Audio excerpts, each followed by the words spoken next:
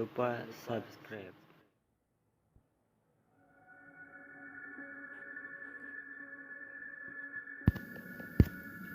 Assalamualaikum warahmatullahi wabarakatuh. Selamat malam buat kalian yang melihat atau mendengarkan video di channel ini. Seperti biasa, saya di sini akan menceritakan hal seram dan misteri. Dan untuk cerita malam hari ini yaitu misteri rumah hantu. Ketakutan mereka adalah keberhasilan bagiku. Itu mungkin yang akan kamu rasakan ketika dihubungkan dengan hal misteri, apalagi hantu. Perkenalkan, namaku Albi. Saat itu aku memegang sebuah wahana misteri atau rumah hantu di sebuah mall. Setelah sukses menggelar acara ini, tentunya ada rasa ketagihan untuk membuatnya terus menerus, dan disinilah tugasku. Sudah hampir 3 minggu berjalan di mall itu. Jujur tidak selalu banyak juga pengunjung yang datang karena mungkin lokasinya yang kurang strategis. Rumah hantu ini terdiri dari 8 sekat dan lorong yang berliku-liku. Tiap sekat dijaga oleh satu orang yang berpakaian hantu yang siap untuk menakuti pengunjung. Aku kenal sekali dengan mereka. Ada satu orang wanita berpakaian putih dan beberapa orang lainnya adalah yang menjadi genderuwo pocong, bahkan yang berpakaian serba hitam. Semuanya ada di dalam rumah hantu itu. Sampailah pada hari itu, kulihat jam menunjukkan pukul 12.00 siang. Pada saat itu udara sangat panas. Sambil duduk dan mengipaskan leherku, di seberang aku lihat ada salah satu sekat yang diisi oleh salah seorang pegawai yang memakai baju pocong. Dia adalah Andi. "Di, gerah apa pakai baju pocong tuh?" ujarku kepadanya. Andi yang memakai baju pocong itu hanya terdiam dan dia malah mengeluarkan suara dekuran yang cukup keras. Nampaknya dia tertidur. Melihat Andi yang sedang tertidur pulas, aku pun turun ke tempat rumah hantu itu. Ketika hendak berjalan, alangkah kagetnya ketika aku melihat seorang pegawai lainnya memakai baju pocong juga dan sedang mengobrol dengan pegawaiku yang lain. "Itu kan Andi, terus yang kulihat sedang tidur itu siapa?" Untuk meyakinkan, aku kembali lagi ke sekat yang tadi. Dan di ruangan itu sudah tidak ada siapa-siapa.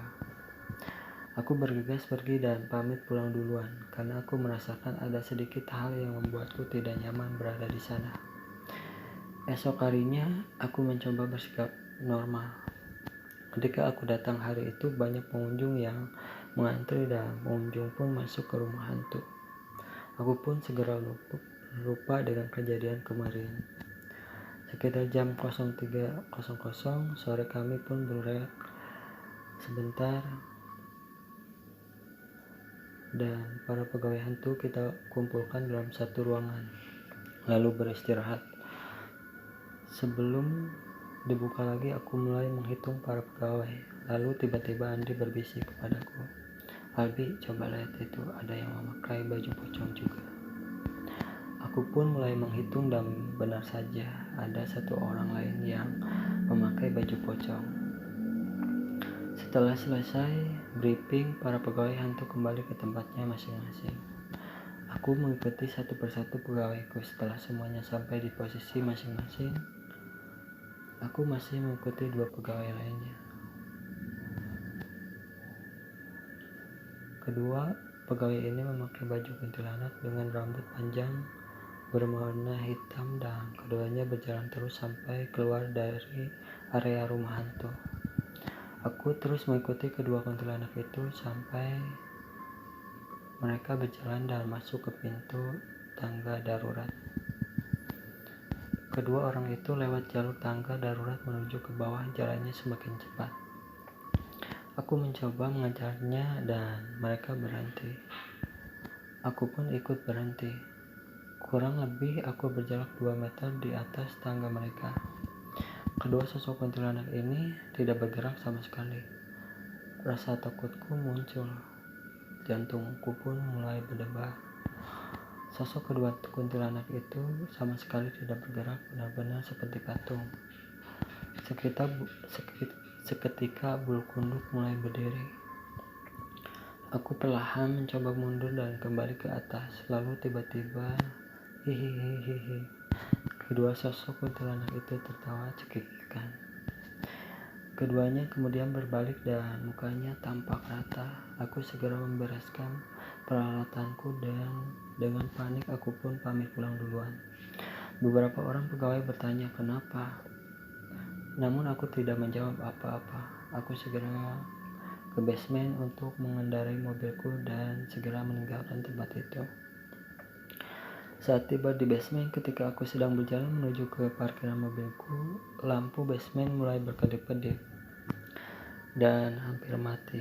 Basement ini kini cukup gelap, tapi aku masih bisa melihat cukup jelas mobilku ada di depan sana. Tiba-tiba terdengar suara anak kecil berlari kejar-kejaran sambil tertawa. Suaranya terdengar mengelilingku. Aku segera berlari dan masuk ke dalam mobilku. Aku menjalankan mobil dan mulai memutar mobilku menuju keluar basement. Karena gelap, aku mencoba menyalakan lampu mobil dan astaga, di depan berdiri sosok wanita yang sedang menggendong kedua anaknya. Dengan kepala dan muka yang sudah hancur juga berlumuran darah. Aku segera menancap gas dan keluar dari basement itu. Setelah cukup jauh, aku berhenti sejenak dan menarik napas. Jantungku berdenyut kencang. Meskipun hanya sekali, namun aku masih mengingat jelas sosok itu. Esoknya, aku penasaran dan mencari tahu apa dan siapa sosok yang kulihat kemarin tersebut. Akhirnya, misteri pun terkuak. Konon katanya, dulu pernah ada 2 wanita yang bunuh diri di sini. Yang satu meloncat dari tangga darurat dan yang satu lagi meloncat dari lantai 3. Lalu jatuh di basement. Wanita itu bunuh diri bersama kedua anaknya ketika bangunan itu sedang dalam pembangunan. Tidak ada yang tahu hal itu, namun kebenarannya pun masih tanda tanya. Yang pasti, aku percaya karena aku pernah mengalaminya sendiri. Itulah cerita untuk malam hari ini. Tinggalkan like, comment, share, dan subscribe. Dan jangan lupa juga nyalain loncengnya biar gak ketinggalan jika ada video-video baru di channel ini. Terima kasih. Assalamualaikum warahmatullahi